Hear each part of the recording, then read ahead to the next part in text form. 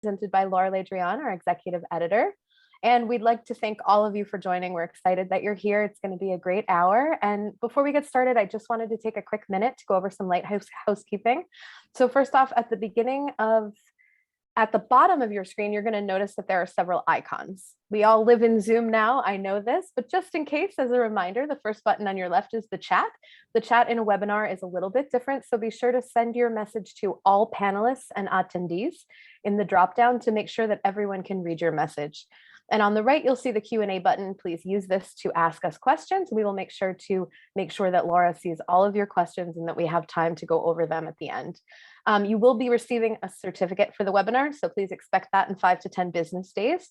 And without further ado, I would love to introduce today's speaker, Dréan. Dréan is the executive editor here at National Geographic Learning ELT, in charge of the academic and professional development lists.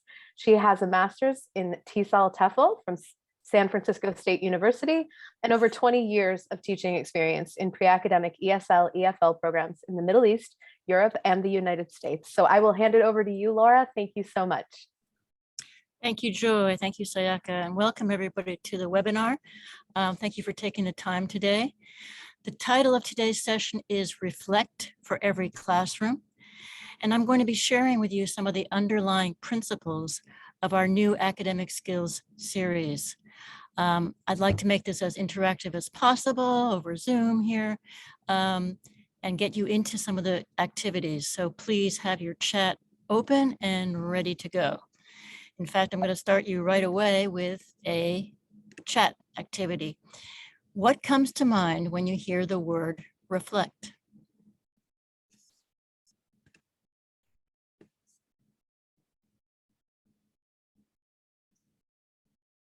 Okay, good. I like think back. That's pretty good. Think back, because reflect actually has the meaning of throw back, or as in the photo you can see with me, the reflection on the lake. But grow, that's an interesting answer. Very, very good. Today I want to focus on the synonyms for, not the synonyms for mirror or the lake, but the synonyms for thinking. And some of the ones that I Googled are things like cogitate, contemplate, muse. Now, those words, most people don't consider those very active activities. They think of them as sort of passive things. But I'd really like us to take the position that reflection is, in fact, a very important part of learning, and that it is an active process, an active cognitive process. It's important in learning. It was in 1933, John Dewey was the first to sort of coin this term, reflective learning. And he said that we do not learn from experience, we learn from reflecting on experience. And so today I want to show you how we, in the series Reflect, we get students to actually pause, think, personalize, internalize, and learn. Okay, little sidebar here. Look at this photo, and in the chat box, tell me, what emotions does this photo evoke for you? What emotions do you feel from this photo? Happiness, interest, calm, that's nice. Wonder, I like that, wonder, very good. Now, let me ask you another question, a little bit more challenging, perhaps. What theme, what theme do you think could be introduced with this image? So in classes, we have a theme. What theme might we introduce with this image? Actually, fun and engaging learning could be a good theme. Yes, that's a nice theme for a unit.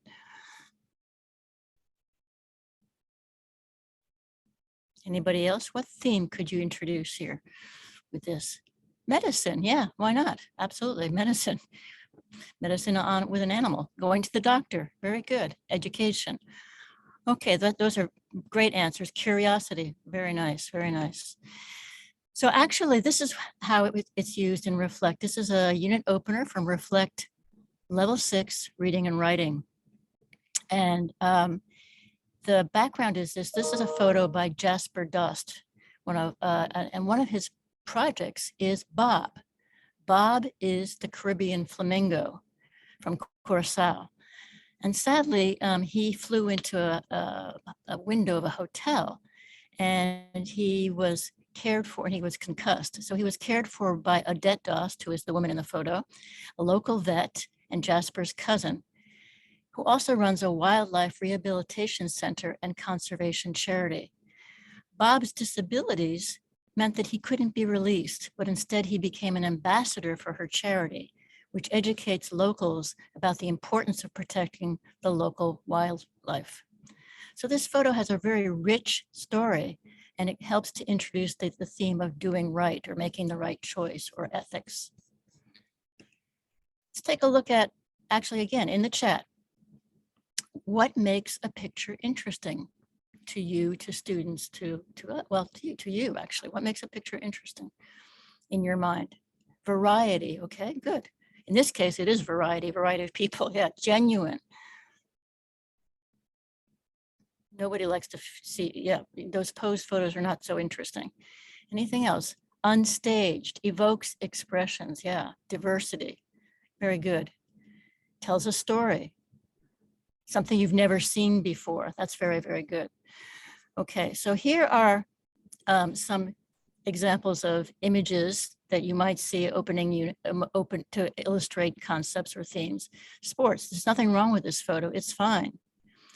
But take a look at this photo, also illustrating sports, and the focus on a very common topic, but showing the moment right before the race and the intense focus it takes the athlete, to showing a different perspective. Or science.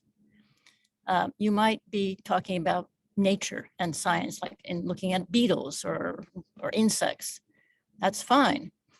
But why not show something a little bit more that you've never seen before? And this is actually the foot of an insect, the beetle, that is photographed through a microscope. The foot has put their dye on the foot and then viewed through a microscope. It's so cool. How beautiful is that?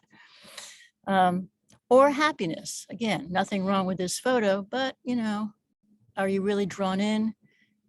Not like with this photo where it's so authentic and you can actually feel visceral, you can feel what those girls are feeling, sharing. So here are some of the criteria that we have at National Geographic Learning for choosing photos. They need to show real people and the real world. They might tell a story.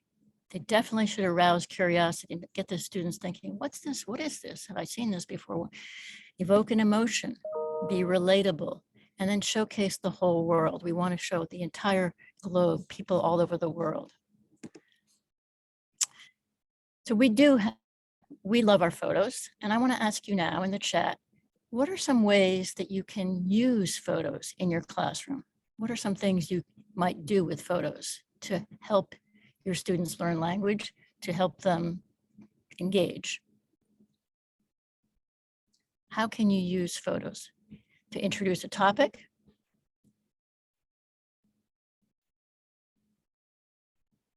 Start a discussion, open a discussion, teach grammar points. Yeah, very good. You absolutely can teach grammar points with photos. Get them thinking about vocabulary, good. All right, you guys are pros here. Let's talk a little bit about, we spend a lot of time curating photos for our books, and we want to encourage teachers to use them to help students develop language and critical thinking skills. So here are just some of the activities that we do, that we recommend doing. Describing, just describe the photo, of course. Assessing the moment, what's happening, what will happen next, what happened before. Inferring the photographer's intent. What was the photographer trying to capture? And that is really very important. Maybe more, you might use this more with more advanced students.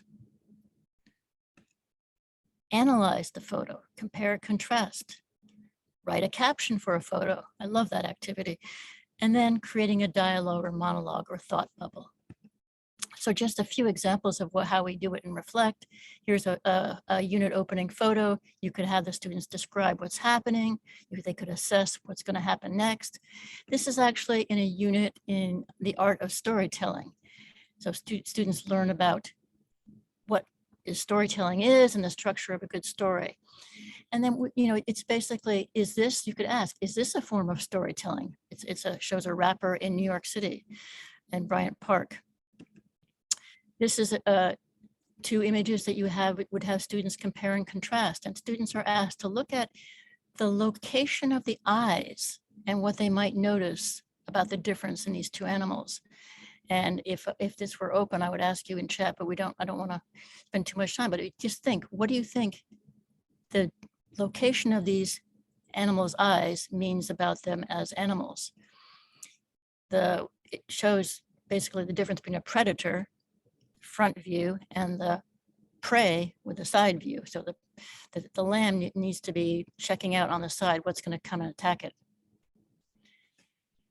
And here, write a caption. Does anybody want to write a caption for this one? Write a caption for this photo.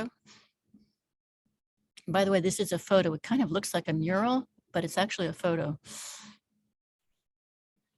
Who can write a caption for this? Imagine you're in my class and I'm asking you to write a caption.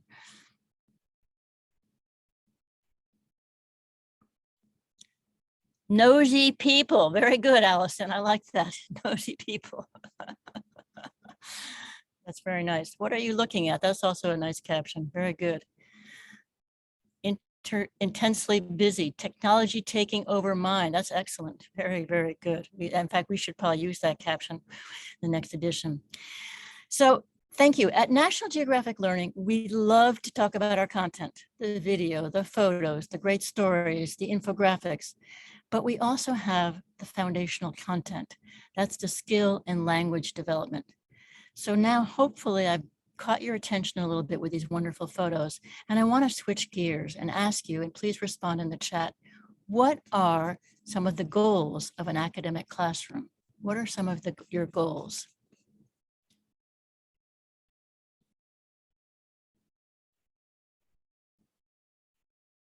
Readying for college. Yep, getting them ready for college. And what does that involve? Gianna, what does that mean? What do you have? What do they need? Prepare students for academic classes. Great.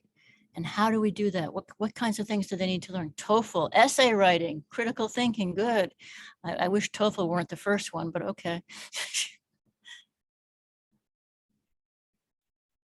Learn academic vocabulary. Very good. Very good. Wide range of academic vocabulary, expressing points of view. Those are great answers. Yeah. So I just was brainstorming myself what I think are the goals of an academic classroom. And here's what I put. Engage and arouse curiosity to learn, because we would really like to develop lifelong learners. Motivate learners, build confidence, develop academic language and skills, develop 21st century skills, collaboration, creativity, and critical thinking, and support social and emotional learning. And notice that I might say that the fourth one, develop academic language and skills, is the most important. But research tells us that actually motivating learners and engaging them is probably the most important, because if you do not engage them or motivate them, then it's very unlikely they're going to develop any kind of skills. So I want to talk a little bit about student motivation. And according to Wigfield and Eccles, student motivation is largely determined by two variables: value, the usefulness, importance, and interest that a student places on mastering the subject material and skills, and expectations that a student has for being successful in a learning activity. So we do make our content interesting and relevant so that it's useful and the student will see it as important and interesting. That's really a big part of what we do. Is it relevant to the student? But we also want to ensure that the student feels that they can be successful. Too often, I think materials make the assumptions that students come to the table with a lot of knowledge. And in this series, we want very much strategically to build student confidence so that they can expect to be successful. And the way we do this is with a lot of scaffolding. I'm sure you all use scaffolding in your classrooms, but just as a review or reminder, scaffolded instruction is adding support for students in order to enhance learning and aid in the mastery of tasks. As students master the skills, the supports are gradually removed. Scaffolding can even the playing field for those who bring different backgrounds, knowledge, and experiences to the classroom. And that, as you know, it's the case with all of our classrooms. Students come to us with different backgrounds. So the scaffolding really helps even the playing field. Again, this is not new to you, but some strategies for scaffolding instruction: build on prior knowledge, provide explicit vocabulary instruction, teach skills and provide opportunities to apply them, and then use strategies that reach multiple intelligence, whether it's visual, kinesthetic, or oral, whatever kind of intelligence the student has. So for the rest of today, I want to show you how we do this in Reflect. And this is a unit from Listening Speaking Level 5. It's a B2 level. It's a lesson on leadership, lessons in leadership. Naturally, we open the unit with an image to provoke discussion and activate some background knowledge. Maybe students will recognize this girl. Do you know who this is? Chat, chat, chat. Who is this? Greta, okay, good, very good. All right, this is Greta Thunberg, who, as you all know, is a teen activist who is trying to get adults to wake up and recognize that there is a crisis with the environment. Now, the sidebar, and I have to move something over here, guys. Hold on a second, if I can. The sidebar shows the task that students will do to, let me change the next slide, sorry. The sidebar shows the tasks that the students will do. So it's very clear from the beginning what is expected of the students and where they're going. These 4 tasks are also what we call the reflect activities. That S should be up there. And reflect activities are opportunities for the students to stop or pause, to think about what they've just learned, what they've just been presented with, to personalize, to try to apply it to their own lives, and then also to set the stage for what's coming next. So they're really moments to check in. In addition, at the bottom, you can see the skills that the students will encounter as they move through the unit towards the final task, the unit task. So I want to show you how this is done. And remember, the idea here is we're trying to give scaffolding to the students, support for the students, so that they are successful, that they build confidence, that they feel, hey, I can do this. I understand the language, I understand the skills, and I'm doing it. So the first part of the unit, students watch a video, and we scaffold to support comprehension and application of ideas and skills. So these are all the ways we scaffold. Learn vocabulary, they reflect, consider how animals lead, that activates their knowledge before they actually watch the video. They learn and apply a listening skill, check main ideas and details from the video, discuss, and then finally we reflect or extend the learning to new topics. So this is the prepare to watch page. And at the end of the prepare to watch, you can see the vocabulary on the left, personalize on the right. At the end of this preparing to watch section, they are asked to consider how animals lead. And I want to ask in the chat again, does anyone want to say that the direction line says you're going to watch a video about leadership in the animal kingdom? With a partner, discuss the advantages and disadvantages of the ways that some animal leaders are chosen. So does anybody want to say, so some animals fight the leader, one animal fights the leader and wins leadership of the group. Do you see any advantages or disadvantages to this? Go ahead in the chat. You're fighting to figure out who's going to be the leader. Are there any advantages or disadvantages? You got to imagine you're an animal for this. Survival of the fittest. Yeah, thank you, John. That's exactly right. Is there a disadvantage to this? One of them actually dies. Good. Okay, you guys but you can see, so you're acting as the students. You can see how this engages the students to think about, yes, but that's the way it's done in the animal kingdom, and actually sometimes in the real world, in the human kingdom. But okay, now I'm ad-libbing. That's the preparing to watch. This is the, now they're going to watch. And what I want to show you here is that the scaffolding is that they are going to learn a listening skill as they watch, and they're checking the main ideas and details. Notice the listening skill. In this case, it's inferring meaning. And you all know what inferring meaning is because you are educators. It's not always that obvious to students what we mean when we say, okay, go ahead and infer. So in this series, we want to be very explicit about what it means to do these skills.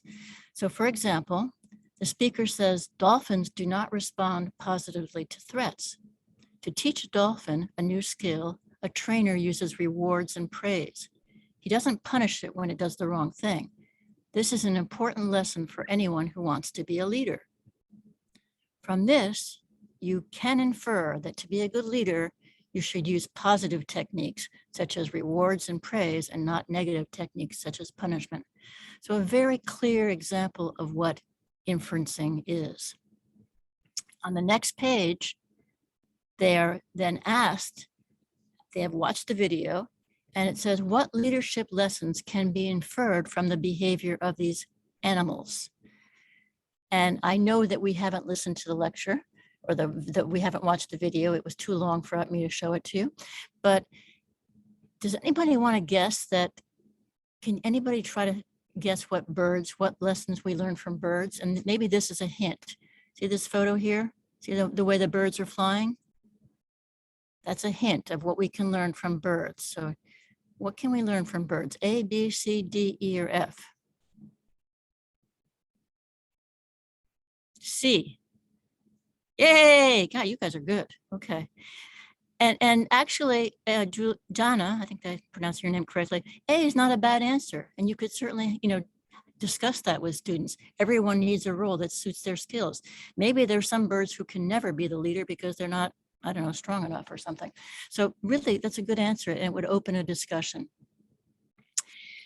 Notice that content like this, let me turn to the next slide. Oh, here are the answers, by the way, just in case you were curious. The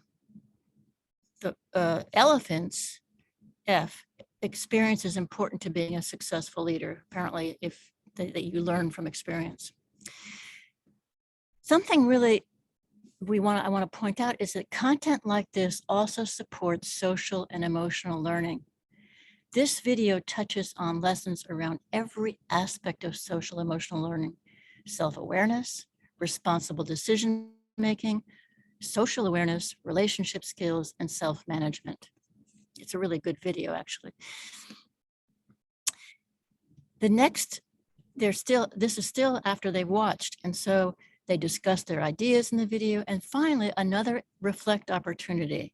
They extend learning to new topics. And you can see here, you have a gecko and you have window cleaners. And so you can maybe guess what the connection is between the gecko and the window cleaner. And we actually ask students to do that.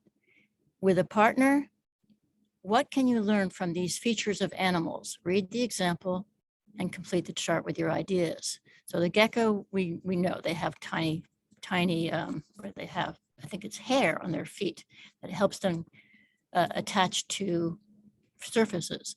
And that same concept is used for window cleaners and in fact also robot arms. Shark skin is made up of tiny teeth that help to keep the shark clean and allow it to go fast in the water. What new product or application can we get from the shark skin?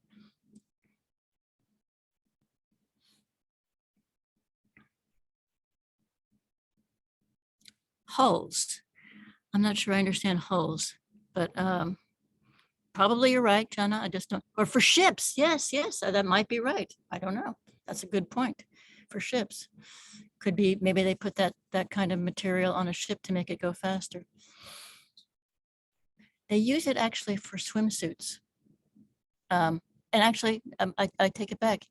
Yana, you're right, because in the answer key, it says for submarines and boats, they also use that. So apparently, you know definitely more than I do, but they use it for swimsuits too. So again, getting the students involved, that they learn something from the animal kingdom or from bio nature, and then they apply it to other areas of life. Video's finished. Now they're going to listen to a lecture, and the same concept, the scaffolding to support comprehension and application of skills. They learn the vocabulary. They take a quiz. What kind of leader are you? It's a chance to personalize. They reflect, evaluate different leadership styles, check main ideas, and they discuss ideas in the lecture. Here's the vocabulary. Here's the quiz. What kind of leader are you?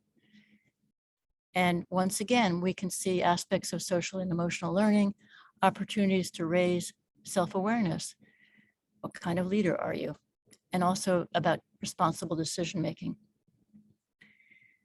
So this is now the listen and speak page. And it's a lecture on leadership skills. So I'm going to play it. I hope you can hear it. Gosh, I hope you can hear it. Joy, you'll have to tell me if they can't. Page 66. Activity A. All Listen. good, Laura. Effective leadership skills. Okay, thank you for coming, everybody. Thank you. My topic today is the skills that you will need if you want to be a future leader in the world of business.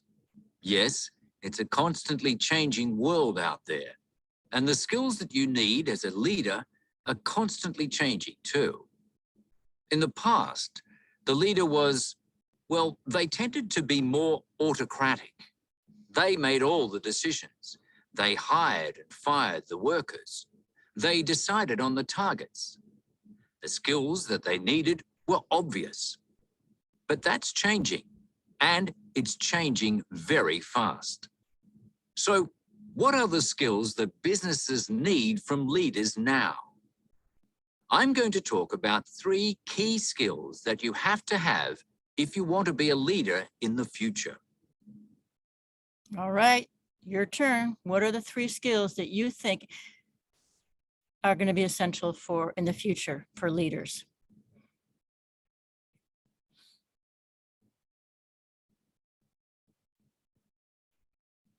Empathy, adaptability, negotiation skills, great. Good listener, delegate, very, very good.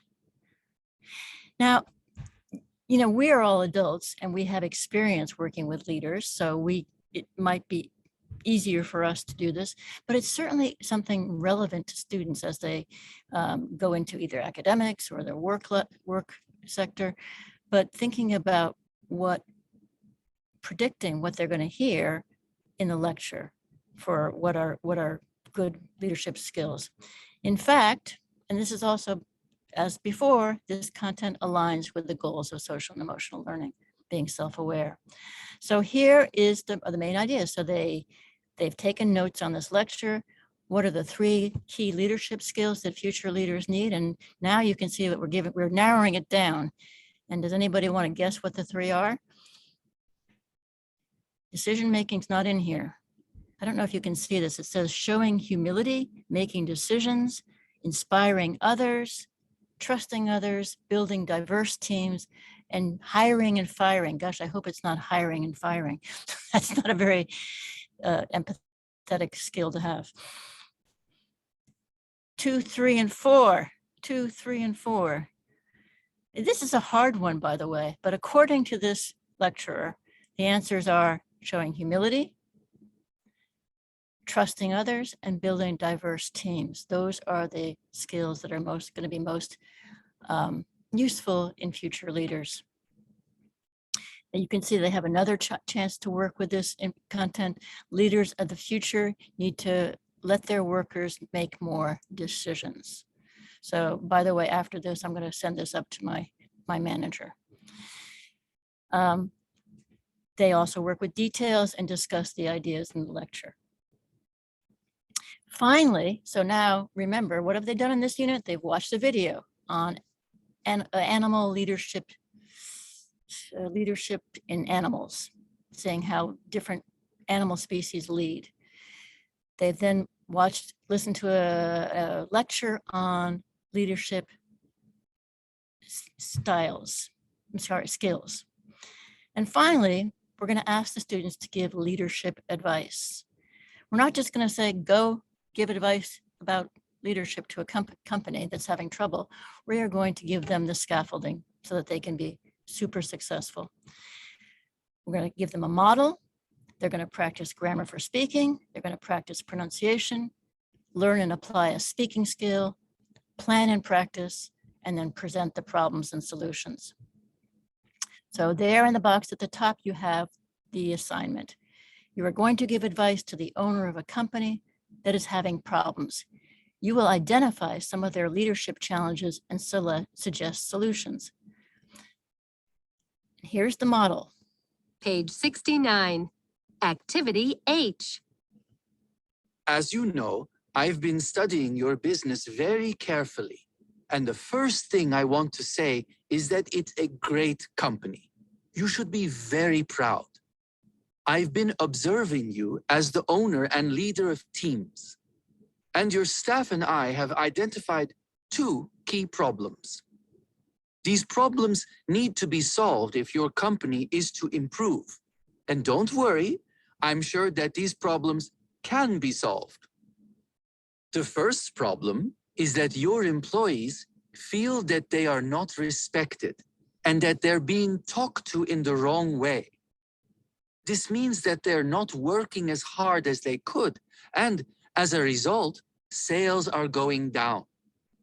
This means that profits are also decreasing, and so there's less money to invest in the business.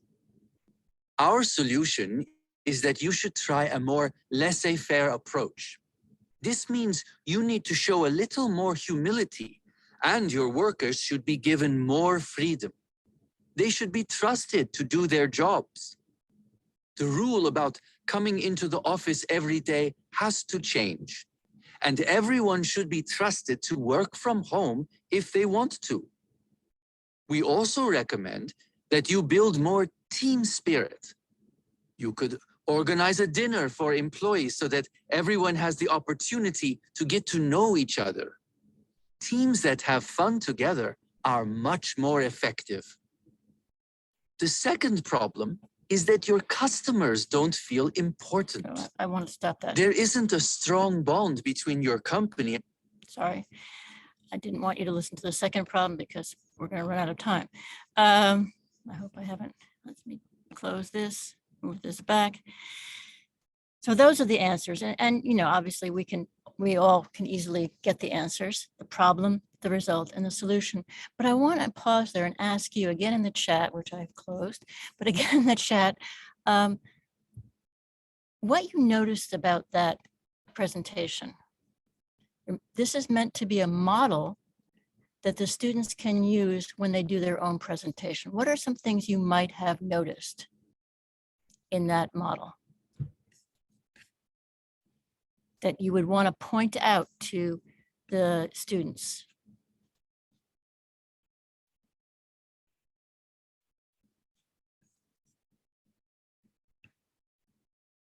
Yes, Meg, I love it, Meg. Exactly. You don't just go in and say, hey, you guys have problems. He first praises them, and that's certainly social and emotional skills. What else did you notice? He found positive things in addition to the problems. Yep, good. Anything else you might have noticed? Giving pros and cons at the same time, He gave solutions, excellent. Thank you for that. I'm going to tell you 2 things that I was hoping you might notice. And one is that it's not a native speaker of English, or it is a native speaker of English, but it's Indian. It's actually an Indian accent. And one of the things that we really feel strongly about at National Geographic Learning is to represent many varieties of English. Yes, Might be a non-native speaker. Sorry, I had a phone call. Yes, thank you, Allison. You have it. Perfect. And the other thing I thought maybe you would hear is that the grammar, there was a lot of passive voice in there. And so you can imagine that we might want to teach the passive voice or remind them of the passive voice, which I don't have on here, but it is on the, is it here? Page No, 71. it's not there, but it is on the next page. The grammar for speaking is the passive voice. So I think I really want to stress how important it is for us in this series to provide models of inferring, models of good presentation, models of grammar, and models of, in fact, here we have pronunciation. This next page here, this is again more scaffolding, expressing emotion, so that, you know, when you're giving your presentation, that you're not completely flat. And so this is teaching that we use our intonation to express emotion. Either we can be neutral or we can be enthusiastic. And I'll play this. This should be very easy for you. Page 71. Activity L. 1. A. It's a great company.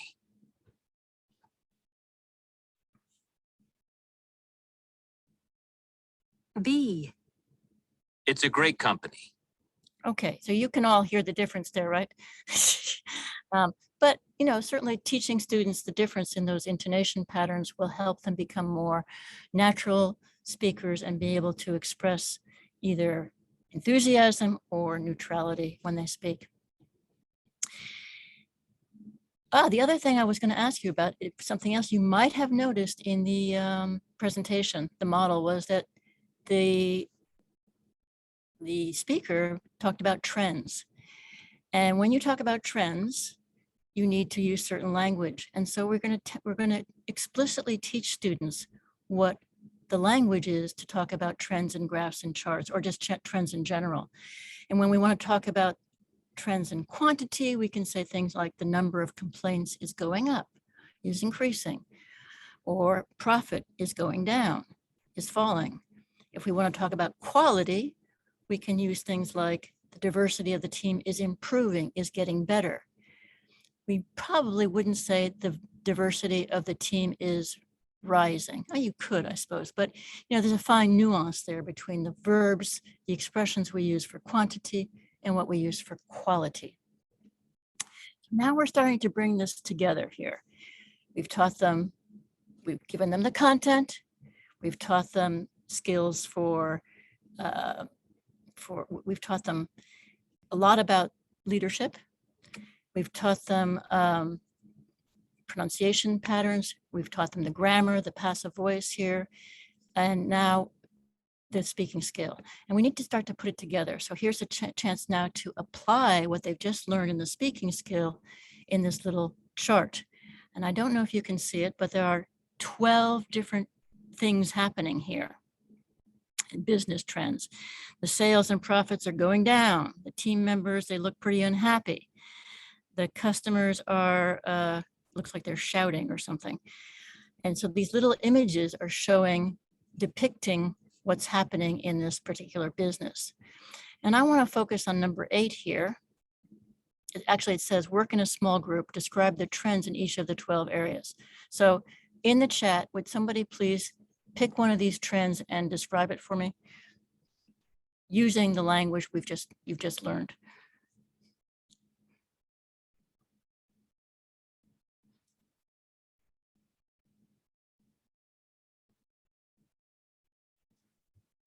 Can you see the little images? Well, no, okay. Let's see, the leader's salary is increasing.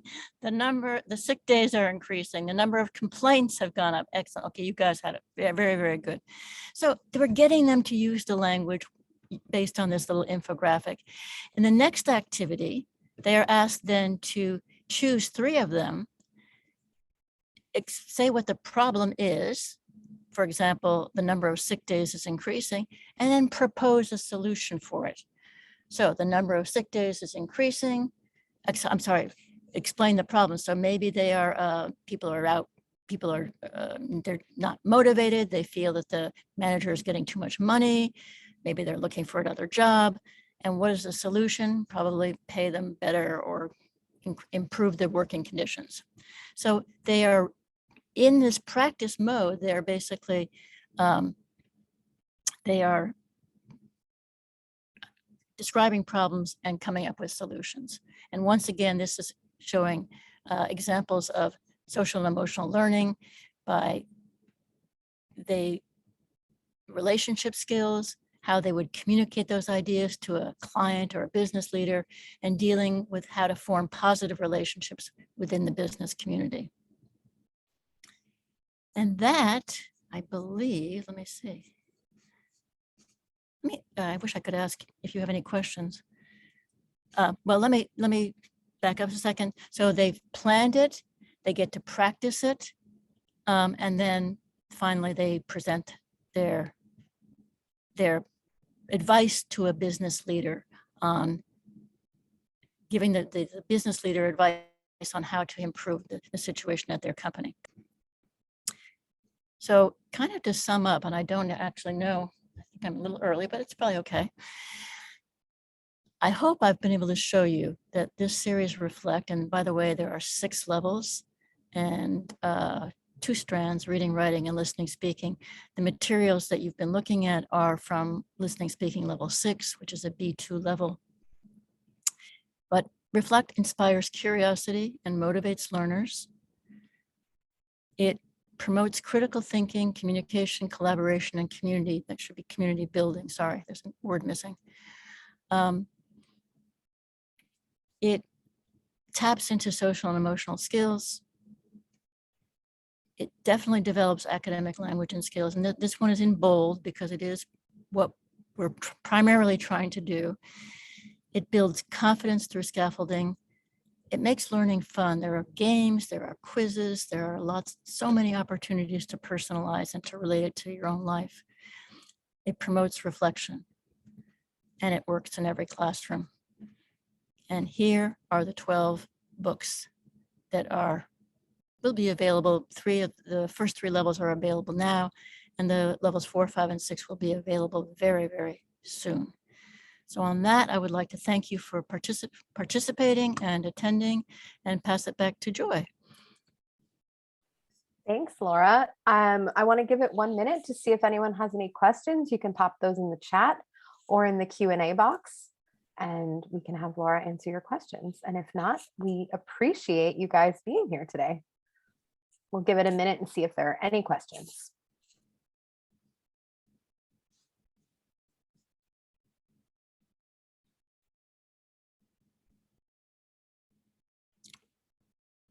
Is there an online workbook? Of course there is. There is an online workbook. There is a classroom presentation tool, an online workbook. There is an assessment generator, teacher's guide. We have some more questions here. How many units are in each level? Very good. There are 8 units in a level.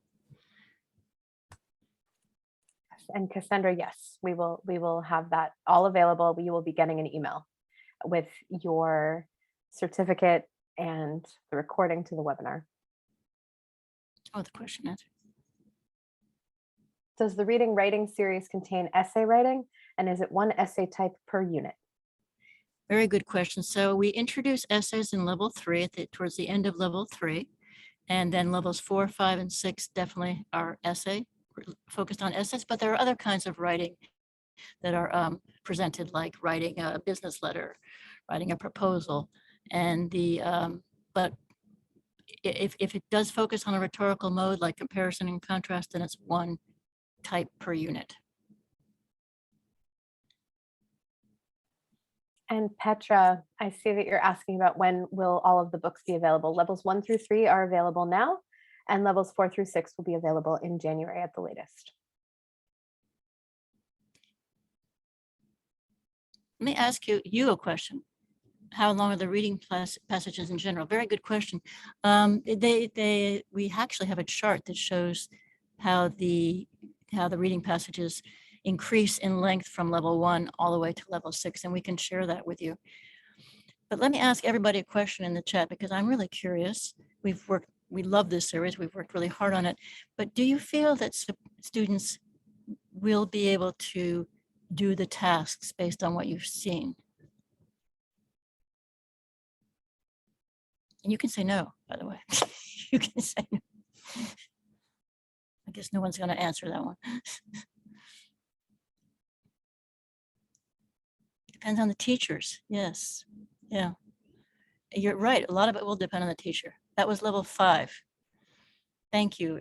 Thank you for your answers, everyone. We think that though, even with, I think the materials are really pretty self-explanatory. Marjorie and Petra, I'm going to put the link to get to your rep, your sales representative, in the chat right now. You can see it there, eltngl.com/repfinder. And you can definitely get in contact to get some desk copies. And Petra, you can definitely talk about our various grammar series and how they could line up. Thank you for your interest, though. That's exciting.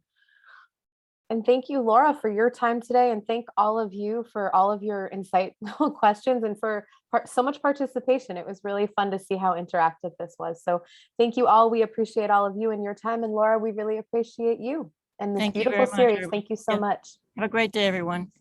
Thanks, Bye. everyone. Bye.